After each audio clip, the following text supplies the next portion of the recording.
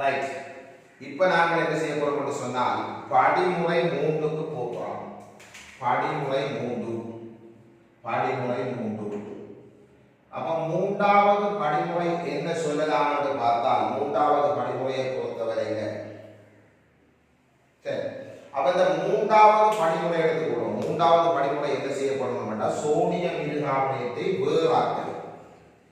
NaHCO3 என்ன செய்யணும்? Sodium பைகார்பனேட்டை வேறாக்கல். இதான் மூன்றாவது படிமுறையாக இருக்கு.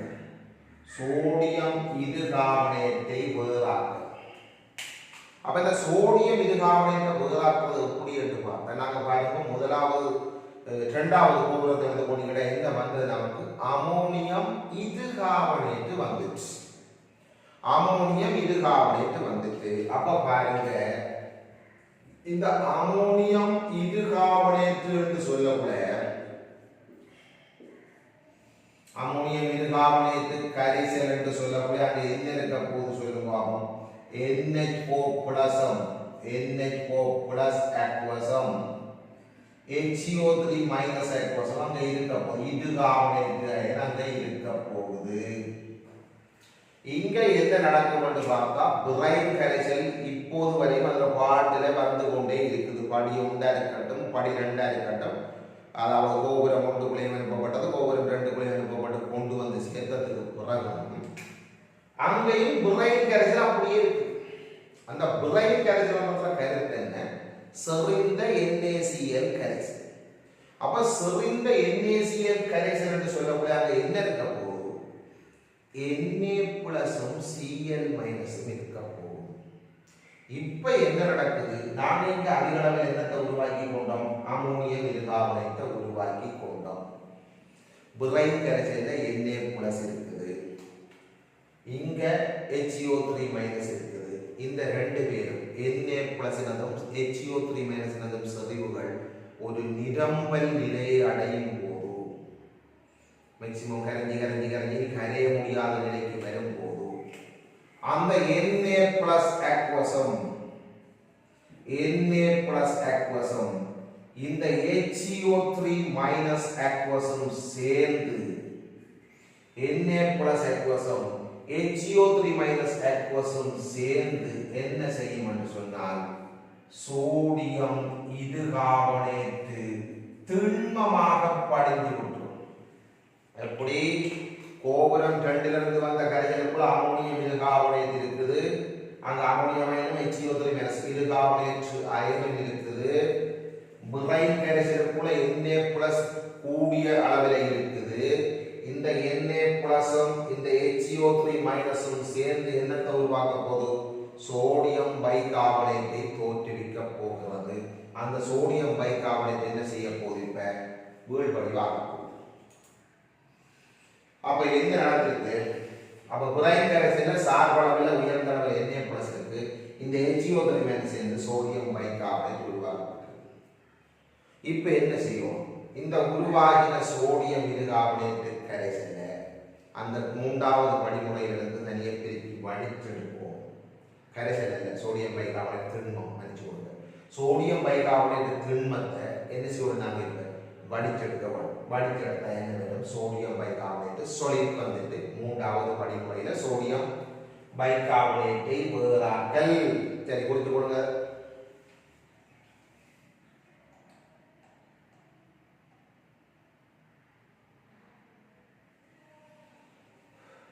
சரி, அப்ப இது படிமுறை 3ல சோடியம் இருகார்பனேட் நாங்கள் ஒரு வாக்கி எடுத்துட்டோம். இனி படிமுறை 4க்கு போகிறோம்.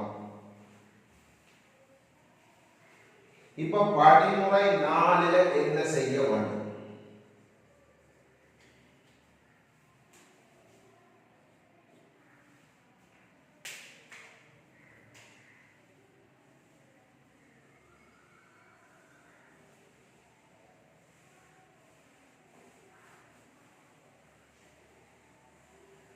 சரி, சோடியம் இருகார்பனேட் எடுத்துட்டோம். நாங்கள் தயாரிக்கப்படுகிறது சோடியம் கார்பனேட். அப்ப நாங்கள் படிமுறை 4 என்ன செய்ய வேண்டும் சொல்லுவோம்? சோடியம் பைகார்பனேட்டை வன்மையாக வெப்பமேற்றி என்னத்தை பெற வேண்டியது? சோடியம் பைகார்பனேட்டை வன்மையாக வெப்பமேற்றி சோடியம் கார்பனேட்டை பெறலாம். அப்ப 4வது விஷயம் என்ன? படிமுறை 4 NaHCO3 சோடியம் இது கார்பனேட்டு திண்மத்தை சொல்லிட்டை வெப்பமேற்றி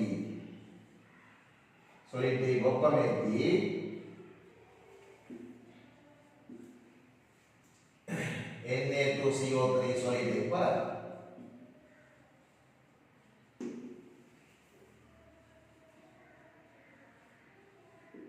அதே படிமுறை 4 சோடியம் பைகார்பனேட் வந்துட்டு சோடியம் பைகார்பனேட்டை வெப்பமேற்றுவதன் மூலம் வன்மையாக வெப்பமேற்றுவதன் மூலம் நாங்கள் சோடியம் கார்பனேட்டை பெறக்கூடியதா அப்ப என்ன பாருங்க வந்த சோடியம் இது கார்பனேட் திண்மம் இருக்குது அந்த சோடியம் இது கார்பனேட் திண்மத்துக்கு நாங்கள் ஒரு வெப்பம் கொடுக்குறோம் வெப்பத்தை வன்மையாக வெப்பமேற்றும் போது நமக்கு என்ன கிடைக்கும் போது சோடியம் கார்பனேட் சொல்லிட்டோம் கார்பனீரோடு சேர்த்து வாயுவும் அங்கே நீராகி அங்கே போகக்கூடியதாக அப்போ சோடியம் பைகார்பனேட்டை வெப்பமேற்றி சோடியம் கார்பனேட்டை பொருளுகிறோம் முடியுது இங்கே பக்க விளைவாக CO2 வரும் பக்க விளைவாக CO2 வரப்போது நாங்கள் செய்யக்கூடிய வழிமுறை என்னன்னு சொன்னால் கவனிக்கணும் பக்க விளைவாக CO2 வரப்போது நாங்கள் செய்யக்கூடிய வழிமுறை என்னன்னு சொன்னால் இந்த CO2 நாங்கள் என்ன செய்யணும் இரண்டாவது கார்பனேட்டு மலைகளை திருப்பி கொண்டு போய் என்ன செய்யலாம் விடக்கூடியதாக இருக்கும் இதை புரிஞ்சு கொள்ளுங்க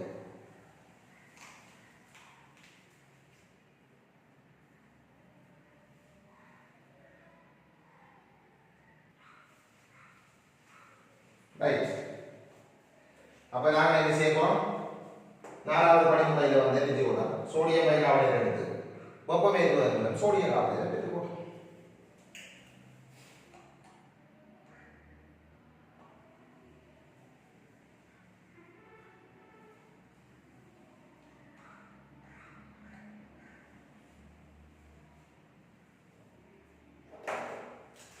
அதோட நமக்கு தெரியும் நம்ம 4 படிமுறைகளும் வந்தது இங்க நடக்க போற பிரதான தாக்கம் என்னன்னு எழுதுங்க பாருங்க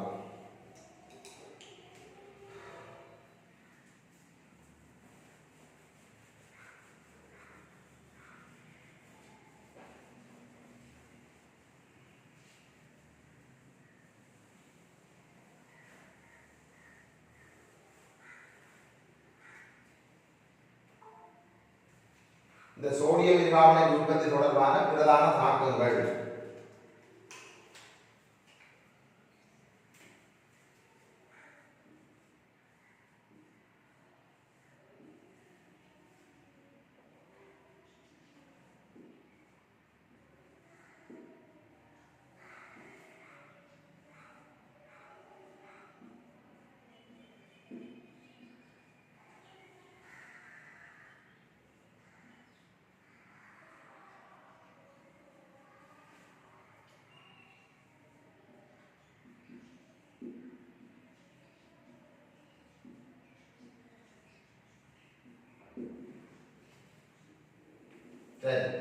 இந்த சோடியம் கார்பனேட் உற்பத்தி தொடர்பான பிரதான தாக்கங்களை பார்க்க போறோம் இங்க பாருங்க நமக்கு பிரைன் கரைசல் வேணும் அமோனியா வேணும் அதே போல CO2 வேணும் இந்த 3 விஷயம் வேணும் அதை நீர் இருக்கணும் சரியோ இப்போ CO2 எங்க இருந்து வரும் CO2 நாங்கள் என்ன செய்ய போறோம் சுண்ணாம்பு கல்ல வெப்பமேற்றி தான் எடுக்க போறோம் ஸோ அந்த அடிப்படையில் பாருங்க இந்த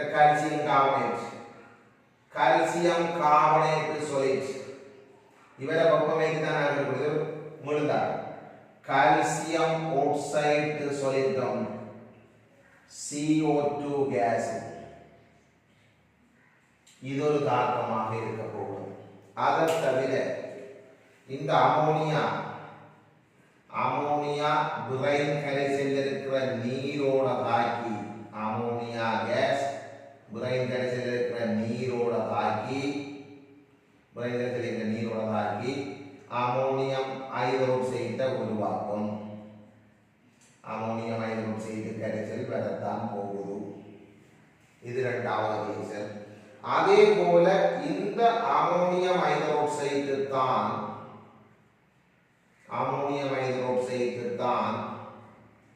இந்த CO2 நாங்கள் கார்பனேற்றம் செயல்முறையின் போது CO2 ஓட தாக்கி நமக்கு என்னென்ன தரப்போகுது பார்த்தால் அமோனியம் இது கார்பனேட்டை தரப்போகிறது NH4HCO3 அமோனியம் இருகார்பனேட்டு கரைசலை பெறப்போகின்றது. இப்ப அடுத்த கட்டம் என்ன நடக்கும்? இந்த உருவாகி இருக்கின்ற இந்த அமோனியம் இருகார்பனேட்டு கரைசல் NH4HCO3 இந்த அமோனியம் இருகார்பனேட்டு கரைசல் சரிதானே பிரைன் கரைசல் NaCl கரைசலோட தாக்கித்தான் நமக்கு என்னத்தை தரப்போம்? பிரைனோட தாக்கி சோடியம் பைகார்பனேட்டு திண்மம்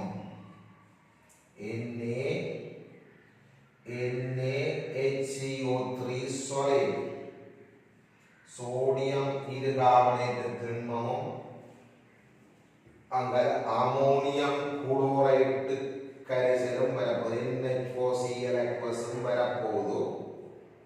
இது பார்க்க விளைவு.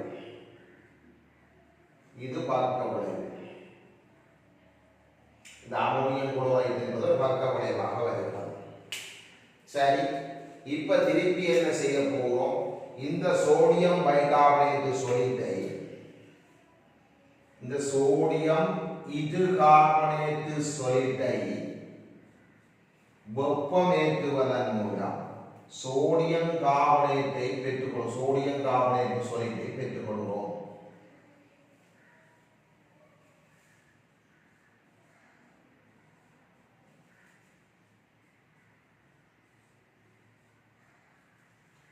சோடியம் கார்பனேட் திண்மத்தை வெப்பமேற்றுவதன் மூலம் சோடியம் கார்பனேட்டை பெற்றுக்கொள்கிறோம். இவ்வளவுதான் விஷயம்.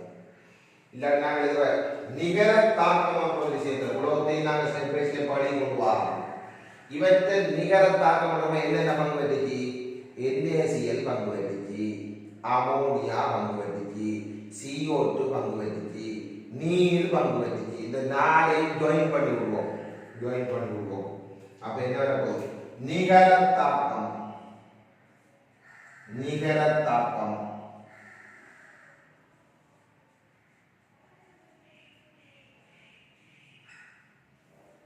இவற்றை நிகர தாக்கம் என்று சொல்லக்கூடிய என்ன நடந்திருக்கும் பாருங்க. வடிவா என்ன நடக்கும்? சோடியம் குளோரைடு கரைசலை எடுப்போம். அதை தவிர அமோனியா கேஸை எடுப்போம். அதை தவிர கார்பன் ஆக்சைடு வாயுவை எடுப்போம். அதை தவிர நீரை எடுப்போம். இதன் மூலம் நமக்கு என்ன உருவாக வேண்டும்? சோடியம் இருகார்பனேட்டு சொல்லிட். இங்க நான் எக்வசன் போட்டுருக்கேன். சோடியம் இருகார்பனேட்டு திண்மமா? இது திண்மம் தான் இருக்கும். சோடியம் இருகார்பனேட்டு சொல்லிட். அப்ப சோடியம் இருகார்பனேட்டு சொல்லிட் அது தவிர வரணும் NH4Cl அமோனியம் குளோரைடு கரைசல் வரணும். சோடியம் இருகார்பனேட்டு சொல்லிட்டும் அமோனியம் குளோரைடு கரைசலும் வரணும். சமன்பாடு சமப்படுத்தப்பட்டிருக்கான்னு பார்த்து போடுங்க. சோடியம் உண்டு, நைட்ரஜன் உண்டு, ஹைட்ரஜனை பார்த்தா 3 2 5 4 3 5, ஆக்சிஜன் 2 1 3 3. சரி, சமன்பாடு சமப்படுத்தப்பட்டு தான் இருக்குது. அப்ப sodium chloride sir, ammonia sir, carbon oxide sir, சிம்பிளா சொல்ல இந்த 4 மூலப்பொருளையும் சேர்த்து விடுறோம். இந்த 4 மூலப்பொருளையும் சேர்த்தா என்ன விட போது? நமக்கு நிகரமாக சோடியம் இருகார்பனேட்டு சொல்லிட்டும் NH4Cl அது பக்க விளைவாக புறப்படுகிறது. அமோனியம் குளோரைடு பக்க விளைவு. குறித்து கொள்ளுங்க.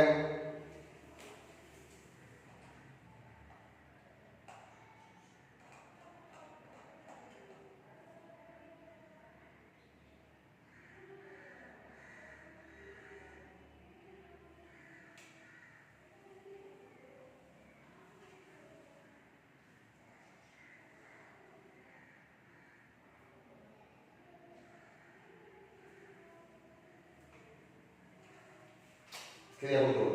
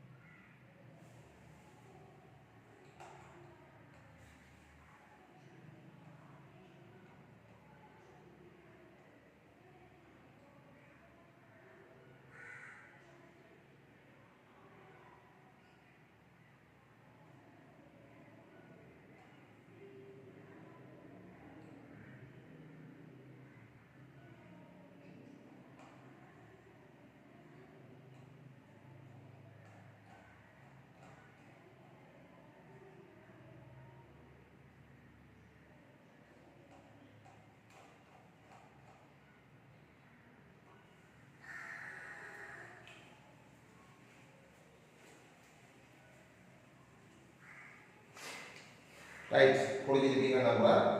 இப்போ இந்த பக்க விளைவையும் சும்மா விடக்கூடாது. அமோனியம் குளோரைட் என்ற பக்க விளைவுகள் வந்துட்டு இதை சும்மா தூக்கி வெளியாக ஊற்றக்கூடாது.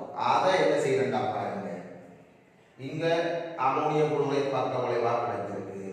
அதை தவிர பாருங்க CO2 பெறதுக்காக சுண்ணாம்புக்கல்ல வெப்பம் ஏற்றுவதன் நிறைய வெப்பம் கொடுத்துருக்கோம்னு வந்துட்டேன். சுண்ணாம்புக்கல்ல வெப்பம் ஏற்றுவதன் மூலம் சுண்ணாம்புக்கல்ல வெப்பம் ஏற்றுவதன் மூலம் கல்சியம் ஆக்சைடும் CO2 பெறப்பட்டிருக்குது. அதன் மூலம் CO2 பெற்றுட்டோம். பெற்ற உடனே பாருங்க கல்சியம் ஆக்சைடு நமக்கு மிச்சமாக கிடக்கு. கல்சியம் ஆக்சைடு நமக்கு மிச்சமாக கிடக்கட்டா என்ன செய்வது? இப்போ கல்சியம் ஆக்சைடு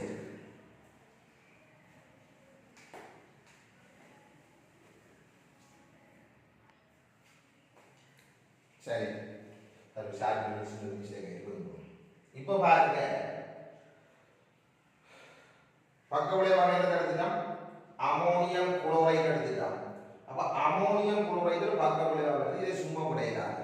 அப்ப என்ன செய்ய போறோம்? அமோனியம் குளோரைடு பக்க விளைவாக வருகிறது.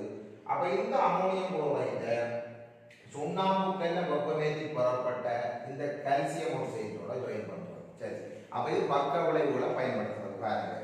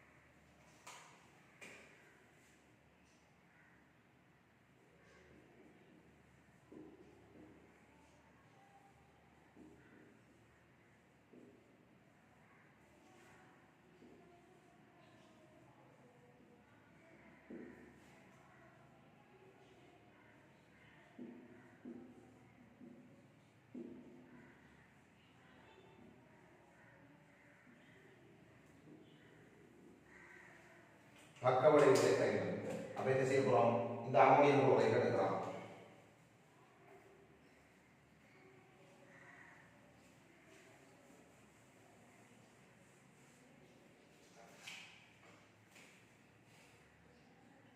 அப்ப அமோனியம் குளோரைடு கரைசலை எடுத்துட்டு ஏற்கனவே சுண்ணாம்புக்கல்லை வெப்பமேற்றி வந்த கால்சியம் ஆக்சைடு சொலிட்டையும் போட்டு நாங்கள் என்ன செய்ய போறோம்? தாக்கத்தில் ஈடுபடுத்த போகிறோம். தாக்கத்தில் ஈடுபடுத்தும் போது நமக்கு என்ன கிடைக்க போகுதுன்னு பார்த்தால் நமக்கு இங்க கிடைக்க போகிறது அமோனியம் குளோரைடு கால்சியம் ஆக்சைடோட தாக்கம் புரிகின்ற சந்தர்ப்பத்தில் கால்சியம் குளோரைடு வரும்போது கால்சியம் குளோரைடும் அமோனியா சகநீர். அப்ப கால்சியம் குளோரைடு கரைசலும் அமோனியா வாயுவும்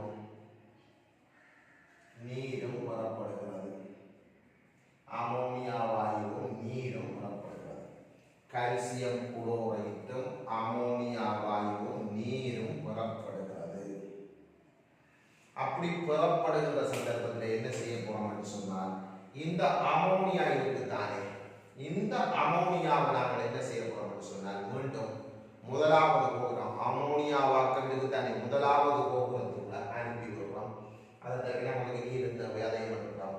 இப்ப அடுத்த கட்டமாக கால்சியம் குளோரைடு வந்து இறுதி பக்க விளைவுகளாக கிடைக்குது.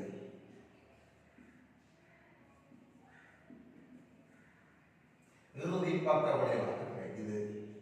இதையும் விடக்கூடாது, இந்த கால்சியம் குளோரைடையும் விடக்கூடாது. இதுக்கு என்ன செய்யலாம் சொல்லுங்க? இந்த இறுதி பக்க விளைவுகளுக்கு SO2 -1 போட்டு விட்டோம்னா என்ன வரும்? கால்சியம் சல்பேட் என்று வரும். இந்த கால்சியம் சல்பேட் .2H2O வார சந்தர்ப்பத்தில் அதை நாங்கள் என்னவா மாற்றலாம்? கிப்சமாக மாற்ற முடியும். அதே போல calcium sulphate dot half H2O ரெண்டு வார சந்தர்ப்பத்தில் பிளாஸ்மோ பாரிஸ் சார்ந்து POP நாங்கள் கையால் உடஞ்ச உடனே போட்டுக்கிறோம் வெள்ளப்பத்தனையும் வாங்க இப்படியா. அப்ப இந்த இறுதி பக்கம் விளைவுகளையும் கூட விட்டு வைக்கல, அதையும் நாங்கள் என்ன செய்யணும் பயன்படுத்தி கொண்டு தான் போறோம். ஸோ அப்ப இந்த சோல்வே ப்ரோசஸ்ல பெரும்பாலும் வேஸ்டேஜ்கள் இல்லை. ஆனால் அந்த CO2 ரிலீஸ் ஆகிறது கொஞ்சம் இருக்குது. அந்த கழிவு வாயு வெளியேற்றம் சொல்லப்பட்டு தான் இருக்குது. பாருங்க கோபுரம் ஃப்ரண்ட்ல பாருங்க கழிவு வாயு வெளியேற்றம், அதில் CO2 கொஞ்சம் போகும். அந்த CO2 பூமிக்கு வளிமண்டலத்துக்கு கூடுதலாக சேர்றதால என்ன வர போகுது, அது பூகோளம் வெப்பமடைகிறதுக்கு பாதிப்பை ஏற்படுத்தலாம், அதாவது பங்களிப்பை செய்யலாம். பாதிப்பை ஏற்படுத்தலாம் இல்லை பங்களிப்பை செய்யலாம்.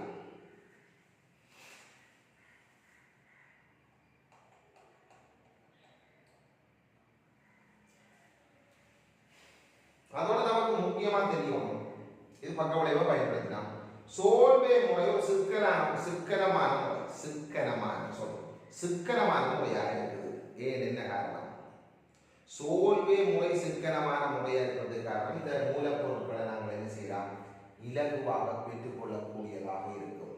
ஒன்று, அப்ப மூலப்பொருட்கள் இலகுவாகவும் மலிவாகவும் பெறப்படுறது சோல்வே முறை சிக்கனமாக இருப்பதற்கு காரணம் ஒன்றென்ன, மூலப்பொருட்கள் இலகுவாகவும் மலிவாகவும் பெறப்படக்கூடியதாக இருக்க ஒன்று. இரண்டாவது நீங்க பாருங்க, இந்த முதலாவது கோபுரமா இருந்தாலும் இரண்டாவது பெரும்பாலான சந்தர்ப்பங்கள் வந்து புறவெப்ப தாக்கமாகத்தான் இருக்குது.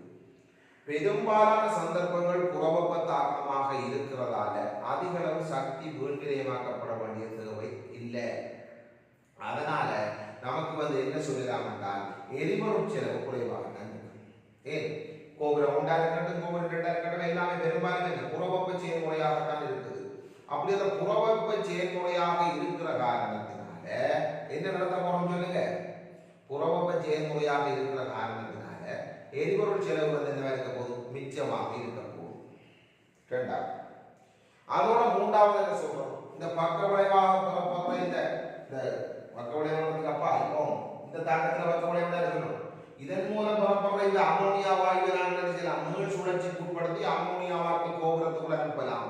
அது உண்டு. அதே போல CO2 ஒரு பகுதியையும் நாங்கள் என்ன செய்யலாம், கோபுரம் 2க்குள்ளேயும் அனுப்ப முடியும். CO2 ஒரு பகுதியை கோபுரம் 2க்குள்ளேயும் அனுப்ப முடியும். அப்ப இதெல்லாம் நமக்கு சிக்கனமாக இருக்கிறதுக்கு காரணம். அப்ப என்னென்ன, இது சிக்கனமாக இருக்கிறதுக்கு காரணம் உண்டு, மூலப்பொருட்களை இலகுவாகவும் மலிவாகவும் போடுறது உண்டு. இரண்டாவது, இங்கே நடைபெற பெரும்பாலான இந்த தாக்கங்கள் வந்து புறவெப்ப தாக்கங்களாக இருக்கிற காரணத்தினால எரிபொருள் செலவு மிச்சம். இங்க உருவாகிற அமோனியாவை மீண்டும் என்ன செய்யலாம், அமோனியாவாக்கள் கோபுரத்துக்குள்ள அனுப்பி மீள் சுழற்சிக்கு உட்படுத்தலாம், மீள் பயன்பாட்டுக்கு உட்படுத்தலாம். நாலாவது, ஏற்கனவே உருவாகி இருக்கிற அந்த CO2 தானே, CO2 பெரும்பகுதியையும் என்ன செய்யலாம், நாங்கள் மீள் சுழற்சிக்கு உட்படுத்திக்கலாம். இதெல்லாம் நன்மைகள். சரி,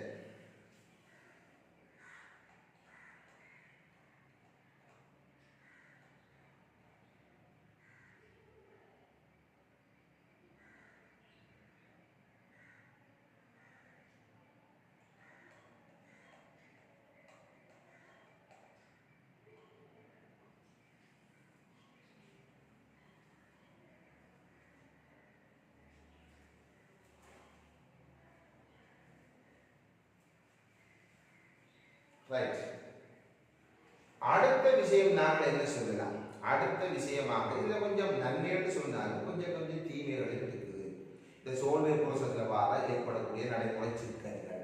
அதுல முதலாவது என்னன்னு பார்க்கலாம், புறவெப்ப செயல்முறையாக இருக்கிற காரணத்தினால சோடியம் கார்பனேட்டை உள்வடிவாக்குறது வந்து என்ன செய்யப்பட போகுது, குறைக்கப்படத்தான் போகுது. ஒன்று, ஒரு என்ன சொல்ல புறவெப்ப செயல்முறை என்றதால உள்வடிவாக கொஞ்சம் கஷ்டமாக தான் இருக்க போகுது. சோடியம் பைகார்பனேட் சொல்லுவோம். இரண்டாவது, தாக்கங்கள் வந்து மீளும் தாக்கமாக இருக்குது. தாக்கங்கள் உதாரணத்துக்கு அப்போ calcium carbonate calcium oxide CO2 வரக்கூடிய அங்கேயும் மீளும் தாக்கம் தான் ஆரம்பிக்கும். பொதுவாக தாக்கங்கள் மீளும் தாக்கமாக இருக்கிற காரணத்தினால சமநிலை அடைகிறதுக்கு அதிகளவான நேரம் எடுக்கும்.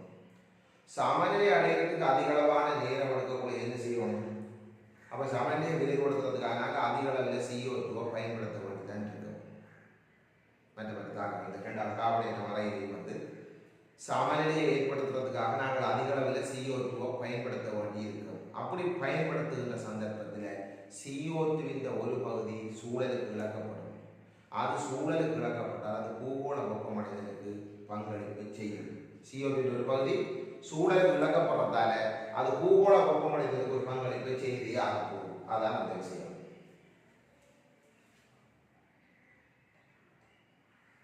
அதை தவிர மூன்றாவது ஒரு விஷயமாக நாங்கள் சொல்லலாம், இந்த முறையை பயன்படுத்தி, இந்த சோல்வே முறையை பயன்படுத்தி பொட்டாசியம் இருகார்பனேட்டையோ பொட்டாசியம் கார்பனேட்டையோ நாங்கள் தயாரிக்க முடியாது. இது மூன்றாவது பிரச்சனை. இப்போ சோடியம் கார்பனேட் சோடியம் இருகார்பனேட்டை தயாரித்து சோடியம் கார்பனேட்டை தயாரிக்கிறத போல பொட்டாசியம் இருகார்பனேட்டை தயாரித்து பொட்டாசியம் கார்பனேட்டை உருவாக்க முடியாது. ஏனென்றால் சோடியம் இருகார்பனேட்டோட ஒப்பிடும் போது பொட்டாசியம் இருகார்பனேட்டை கரைதிறன் கூட கரைஞ்சி போயிடும். பொட்டாசியம் இருகார்பனேட்டை நாங்கள் வீழ்படிவாக்கி அகற்றி வெப்பமேற்றி பொட்டாசியம் கார்பனேட்டை எடுக்கலாம். அப்ப என்ன விஷயம், சோடியம் இருகார்பனேட்டோட ஒப்பிடக்குள்ள பொட்டாசியம் இருகார்பனேட்டின் கரைதிறன் கூடன்றதால பொட்டாசியம் இருகார்பனேட்டு வீழ்படிவாகாது. அது கரைசல் நிலையில இருந்து கொண்டிருக்கும். அப்படி வீழ்படிவாகாட்டி அவரை வேறாக்கி எடுத்து வெப்பமேற்றி கார்பனேட்டை புதையலாம். ஸோ அது ஒரு சிக்கலான விஷயம். அதை தவிர சோடியம் கார்பனேட்டினுடைய பயன்பாடுகள் என்ற ஒரு விஷயம் சொல்லக்கூட நாங்கள் பார்க்கிறோம். நீரின் நிரந்தரமான வன்மை ஹார்ட்னஸ் ஆஃப் த வாட்டர், நீரின் வன்மையை அகற்றுவதை சொல்லலாம். சவர்க்காரம் மற்றது துப்புரவாக்கிகள் தயாரிக்கிறதை சொல்லலாம், டிட்டர்ஜென்ட்ஸ். அதே போல சலவை சோடாவாக பயன்படுத்தலாம். சோடியம் கார்பனேட் சலவை சோடா அதை பயன்படுத்தக்கூடிய இருக்கும். மற்றது கண்ணாடி தயாரிக்கிறதுக்கு பயன்படுத்தலாம். இப்படி பல கைத்தொழில் முறைகளை நாங்கள் சொல்லிக் கொண்டே போகலாம்.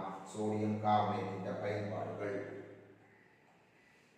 அதே போல சோடியம் இருகார்பனேட்டினுடைய பயன்பாடு என்று சொல்லக்கூடிய NaHCO3 பயன்பாடுகள் என்று சொல்லும் போது சோடியம் கார்பனேட்டை தயாரிக்கிறதை சொல்லலாம்.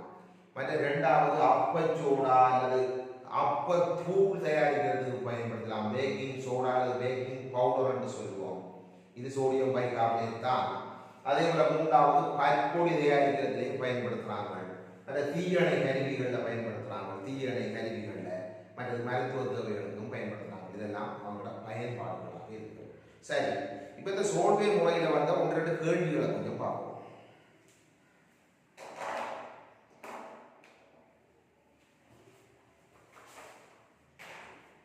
இப்போ சோல்வே முறையில் வந்த ஒன்று ரெண்டு கேள்விகளை கொஞ்சம் பார்ப்போம்.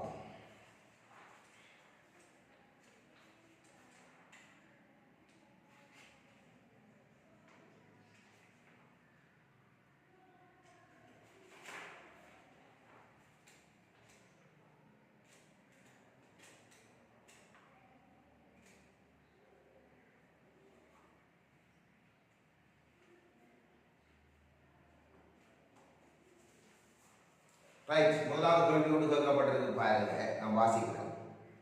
அமோனியா சோடா முறைப்படி, சோல்வே முறைக்கு இன்னும் ஒரு பேர் ammonia soda. Right, ammonia soda முறைப்படி சோடியம் கார்பனேட்டு தயாரிப்பில் பயன்படுத்தப்படும் மூலப்பொருட்கள். இந்த 4 பேரும் தான் வரும். பாப்போம் என்னென்ன விட வந்துருக்கிறாங்க. என்ன கேள்வி? அமோனியா சோடா முறைப்படி சோடியம் கார்பனேட்டு தயாரிப்பில் பயன்படுத்தப்படும் மூலப்பொருட்கள் எது அல்லது அவை? முதலாவது NaCl, ஆம், எடுக்கலாம். இரண்டாவது பாருங்க B, A வந்து NaCl, B வந்து அமோனியா, சுவர். C calcium carbonate. Calcium carbonate இல்ல, CO2 தான் மூலப்பொருள். கால்சியம் கார்பனேட் தொடக்கப்பொருள். கால்சியம் கார்பனேட்டை தொடங்கி தான் CO2 என்கின்ற மூலப்பொருளை பெறுகிறோம். அப்ப கால்சியம் கார்பனேட் தொடக்க பொருள், CO2 தான் மூலப்பொருள். அப்ப கால்சியம் கார்பனேட் வராது.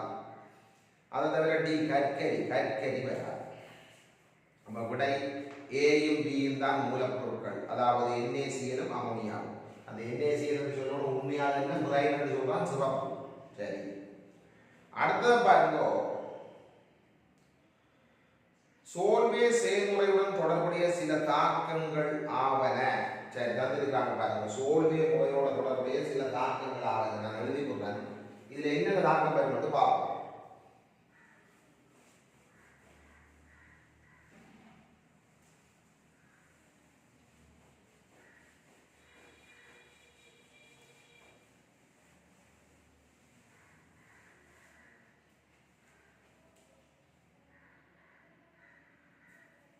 அப்ப பாருங்க சோல்வே செயல்முறையுடன் தொடர்புடைய சில தாக்கங்கள் பாருங்க. முதலாவது தாக்கம் தந்திருக்கிறாங்க பாருங்க. ஏ என்ற தாக்கம் தந்திருக்கிறாங்க. Calcium carbonate solid. அது மூலம் குறிப்பிட்டு காட்டுறது கால்சியம் ஆக்சைடு சாலிட்டும் CO2 கேஸ் இந்த ஒரு தாக்கம் தரப்பட்டிருக்கு. இரண்டாவது பி என்ற தாக்கம் தரப்பட்டிருக்கு பாருங்க. NaCl அமோனியா CO2 நீர் CO2 நீர் அங்கால CO2 இவ்வளத்தையும் தந்து அங்கால NaHCO3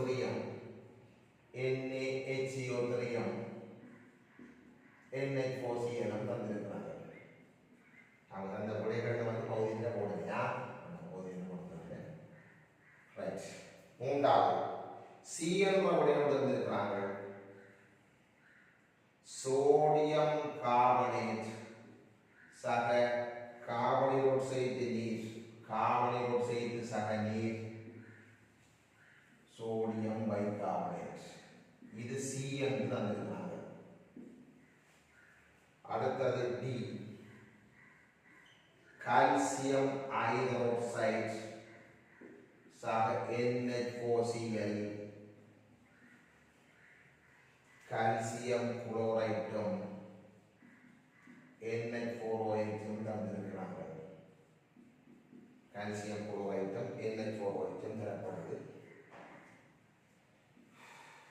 இதுல என்னென்ன சொல்றாங்க? அதாவது கேள்வி என்ன?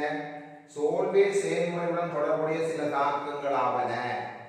அப்ப சோல்வே செயல்முறையுடன் தொடர்புடைய சில தாக்கங்கள் கவனிங்கோ. CO2 வெப்பரோணம் மண்டா சுண்ணாம்பு கல்ல வெப்பமேற்றி தான் CO2 எடுப்போம். கண்டிப்பாக இது சரி. இரண்டாவது ரியாக்ஷன் இதுதானே நிகர தாக்கம்.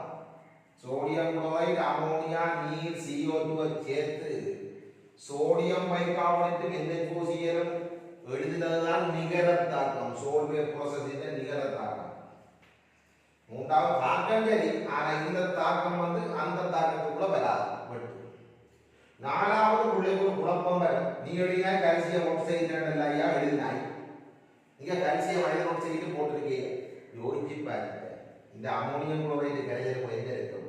நீர் இருக்கும். நீரோட கால்சியம் ஆக்சைடு என்ன இருக்கிறது? கால்சியம் ஹைட்ரோக்சைடு வரும். அப்ப இது ரெண்டும் சேர்ந்து இது வார்த்தை என்ன இது நம்ம கால்சியம் ஆக்சைடை போடுவோம். ஆனா கால்சியம் ஆக்சைடு அமோனியம் குளோரைடு நீரோட கொஞ்சம் சேர்த்தா என்ன வரும்? கால்சியம் ஹைட்ரோக்சைடு வருதா வந்து கால்சியம் குளோரைடு அமோனியம் ஹைட்ரோக்சைடு எழுதுறதுல எந்த புலையும் இல்லை. அப்ப விடை ABD என்று சொல்லுவோம். இது இரண்டாவது கேள்வியா இருக்குது. சரி, அடுத்த மூன்றாவது சோடியம் கார்பனேட்டின் உற்பத்தி சம்பந்தமாக பின்வருவனவற்றுள் உண்மையான கூற்றுக்கள் எது அல்லது அவை? சோடியம் கார்பனேட்டின் உற்பத்தி சம்பந்தமாக பின்வருவனவற்றுள் உண்மையான கூற்று அல்லது கூற்றுக்கள் எது அல்லது அவை என்று கேட்டிருக்கிறாங்க. அதுல ஏ பார்ப்போம். CO2 வந்து மூலப்பொருட்களில் ஒன்றாக பயன்படுத்தப்படுகிறது. Yes or no? கண்டிப்பாக சரி. CO2 மூலப்பொருள். ஏ கூற்று சரி. CO2 வந்து மூலப்பொருட்களில் ஒன்றாக பயன்படுத்தப்படுகிறது. கண்டிப்பாக சரி. அமோனியாவினால் நிரம்பலாக்கப்பட்ட நீர் NaCl-க்கும் CO2க்கும் இடையிலான தாக்கம் அகவெப்பத்துக்குரியது. பார்த்தீங்களா? ஆப்பு வச்ச இடத்தை என்னத்துக்குரியது? முதலாம் கோபுரம் சரி, இரண்டாம் கோபுரம் சரி, அமோனியாவாக்கம் சரி, கார்பனேட்டம் சரி, எல்லாமே என்னதாக்கம்? தெளிவாக்கல்களின் சுத்தமாக்கலால் தெளிவுட்டுதான் பூர்வவெப்ப தாக்கம். அப்ப அமோனியாவினால் நிரம்பலாக்கப்பட்ட நீர் NaCl-க்கும் CO2க்கும் இடையிலான தாக்கம் அகவெப்பத்துக்குரியது. பிழை. அகவெப்பம் அல்ல, பூர்வவெப்பம். வெட்டு வி பிழை. உற்பத்தி செயல்முறை 4 படிகளை கொண்டது. ஆம். முதலாவது என்ன? முதலாவது படிமுறை அமோனியாவாக்கம். இரண்டாவது படிமுறை கார்பனேற்றம், மூன்றாவது படிமுறை சோடியம் இருகார்பனேட்டை வேறாக்கல், நாலாவது படிமுறை சோடியம் இருகார்பனேட்டை வெப்பமேற்றி சோடியம் கார்பனேட்டை பெறல். கரெக்ட். இச்செயல்முறையை பயன்படுத்தி அமோனியாவின் பெருமளவை மீளப்பெற முடியும். 100 சரி. அமோனியாவின் பெரும் பங்கை நாங்கள் மீளப்பெற்றலாம். CO தான் கொஞ்சம் ரிலீஸ் ஆகிறதுக்கு வாய்ப்பு இருக்கு. இந்த செயல்முறையும் போதும். அதுக்கு அமோனியா 100% சொல்ல வரல, அந்த கூட்டுச்சேர்க்கை தான் சொல்றேன். அப்ப அமோனியாவின் பெரும் பங்கை நாங்கள் என்ன செய்யலாம்? அமோனியாவினுடைய பெரும் பங்கை நாங்கள் மீள எடுத்துக்கொள்ளலாம். இந்த ரியாக்ஷன் இந்த அமோனியாவை திருப்பி அமோனியாவாக எடுத்துக்கொள்ளலாம். அப்ப என்னென்ன விடை? ஏ சரி. CO2 மூலப்பொருட்களில் ஒன்றாக பயன்படுத்தப்படுகிறது சரி. அமோனியாவினால் நிரம்பலாக்கப்பட்ட நீர் NaCl-க்கும் CO2-க்குள்ள தாக்கம் அகவெப்பத்துக்குரியது பிழை, புறவெப்பத்துக்குரியது. சி. உற்பத்தி செயல்முறை 4 படிகளை கொண்டது சரி. இச்செயல்முறை பயன்படுத்தி அமோனியாவின் பெருமளவை மீளப்பெறலாம் சரி. இதுதான் சோல்வே ப்ராசஸ், சோல்வே முறை என்ற விஷயம். இவ்வாறு ஒரு கட்டுரை, ஒரு கட்டுரை வினாவும் கேட்கப்பட்டிருக்கு பாருங்க. புரியாது. பின்வரும் வினாக்கள் சோல்வே முறையை பயன்படுத்தி சோடியம் கார்பனேட்டின் உற்பத்தியை அடிப்படையாக கொண்டவை. சோடியம் கார்பனேட்டின் உற்பத்தியை அடிப்படையாக கொண்டவை. கேள்வியை பாருங்க. இம்முறையில் பயன்படுத்தப்படும் தொடக்க பொருட்களை குறிப்பிடுங்க. தொடக்க பொருட்கள் என்று கேட்டுக்கொள்ளுங்க. இப்ப இதுல பிரைன் கேன்சர் சொல்றோம். இதெங்கிருந்து வந்தது? கடல் நீரிலிருந்து வந்தது. அதே போல அமோனியா வேப்பர் முறையிலிருந்து வந்தது. CO2 எங்கிருந்து வரும்? சுண்ணாம்பு கல்லிலிருந்து வரும். அப்ப கடல் நீரிலிருந்து பிரைன், வேப்பர் முறை அமோனியா தயாரிப்பிலிருந்து அமோனியா இருக்கும். CO2 வந்து என்ன? சுண்ணாம்பு கல்லிலிருந்து வரும். மூலப்பொருட்கள் இருக்காமல் தொடக்க பொருட்கள் என்று கேட்டுவிட்டாங்க. சரி. மேலே ஒன்று குறிப்பிட்ட பொருட்கள் எங்கெல்லாம் புறப்படுகின்றன காட்டுக. பிரைனர் அவர் உண்மையா மென்ஷன் பண்ணிருக்கிற விஷயம்.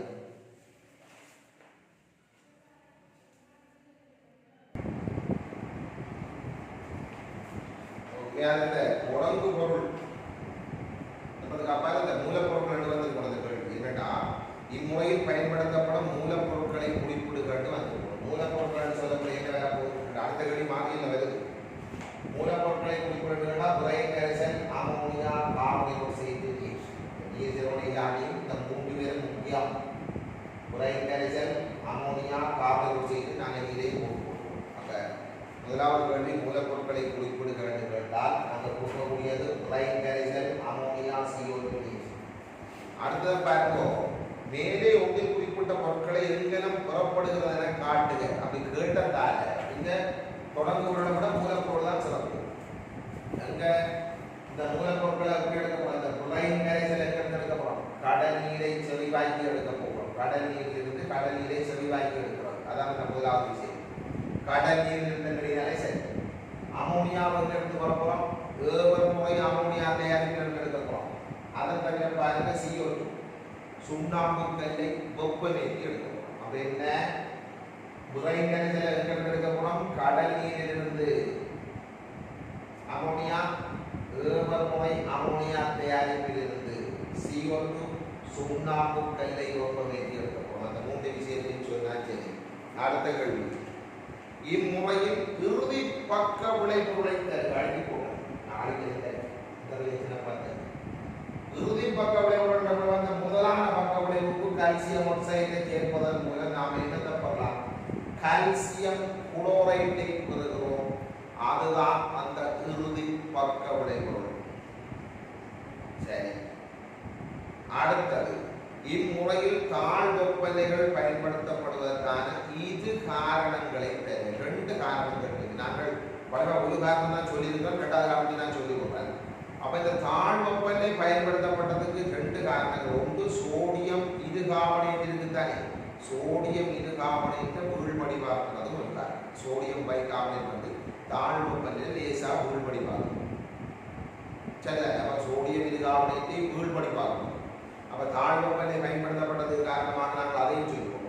சோடியம் பைகார்பனேட்டை உள்படிவாக்கல். 2வது பிரைன் கரைசலின் வாயுக்கள் என்ன செய்யணும்? கரையவும். பிரைன் கரைசலின் வாயுக்களை கரைப்பது 2வது. முதலாவது சோடியம் பைகார்பனேட்டை என்ன செய்யறது வீழ்படிவாக்குவது முதலாவது விஷயம். இரண்டாவது பிரைன் கரைசலில் வாயுக்களை கரைப்பதற்கு. இந்த ரெண்டு காரணங்களுக்காக நாம் தாழ் வெப்பநிலையை பயன்படுத்தினோம். சரி, அடுத்தது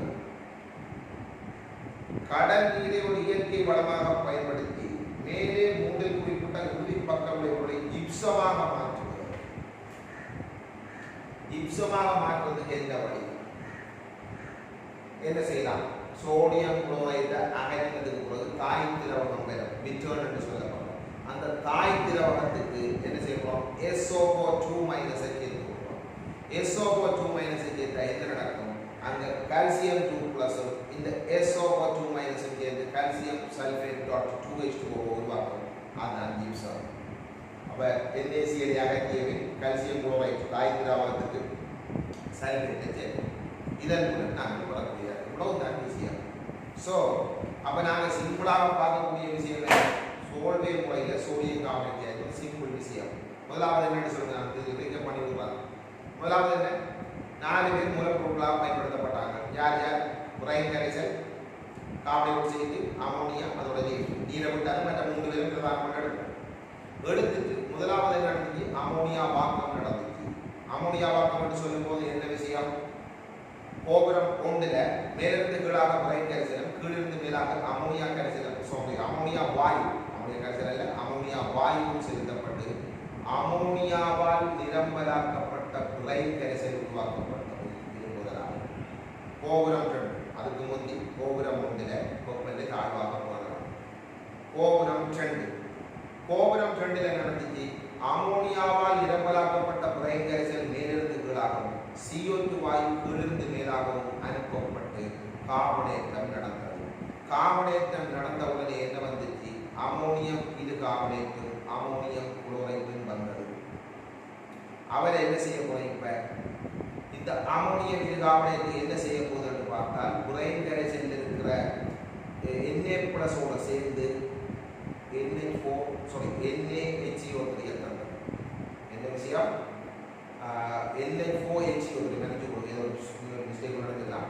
NH4HCO3 இருக்குதாங்க. அமோனியம் பைகார்பனேட்டும் சோடியம் குளோரைடும் சேருகிற சந்தர்ப்பத்தில் சோடியம் இது கார்பனேட் அங்க வந்தது. சோடியம் இது கார்பனேட் அங்க வந்தது. சரியோ? அந்த சோடியம் இது கார்பனேட் வந்ததுக்கு பிற்பாடு அவர் என்ன செய்ய போறோம்? ஒரு தாழ் வெப்பநிலையை மெயின்டைன் பண்ணக்கூடிய சோடியம் இது கார்பனேட் லேசா வீழ்படிவாங்க. அப்ப தாழ் வெப்பநிலையோட அங்கேயும் மெயின்டைன் பண்ணத்தான் போறோம். மெயின்டைன் பண்ணும்போது சோடியம் பைகார்பனேட் வீழ்படிவாங்க. வீழ்படிவாகின சோடியம் பைகார்பனேட்டை எடுத்து என்ன செய்யலாம்? வீழ்படிவாகின சோடியம் பைகார்பனேட் எடுத்து என்ன செய்யலாம்? வெப்பமேற்றோம். வெப்பமேற்றப்பட என்ன வந்து சோடியம் கார்பனேட் கார்பனேட் செய்தி நீர் வந்து அந்த CO2 கார்பனேட் அறைக்கு அனுப்புறோம். கார்பனேட்டை அறைக்கு அனுப்புறோம். இவ்வளவு நடக்குது. இந்த நிகர தாக்கத்தில் என்ன வந்து அமோனியம் குளோரைட் என்ற முதலான பக்க விளைவுகளும் வந்தது. அதை என்ன செய்யறோம்? கால்சியம் கார்பனேட்டை வெப்பமேற்றில் பெற்ற CO2 போக மிஞ்சி போகிற கால்சியம் ஆக்சைடையும் அமோனியம் குளோரைடையும் சேர்த்து அமோனியாவை மீள உருவாக்கி அமோனியாவாக்கல் கோபுரத்துக்கு அனுப்புவதோட கால்சியம் குளோரைட் இறுதி பக்க விளைவுகளாக வருகிறது. அதுக்கு நாங்கள் சல்பேட்டை சேர்த்து கால்சியம் சல்பேட் ஜிப்சமாக்கலாம் அல்லது பிளாஸ்மா பரிசிச்சு அந்த கொண்டு உருவாக்கலாம். இவ்வளவுதான் சோல்வே ப்ராசஸ். சரி, ஸோ அது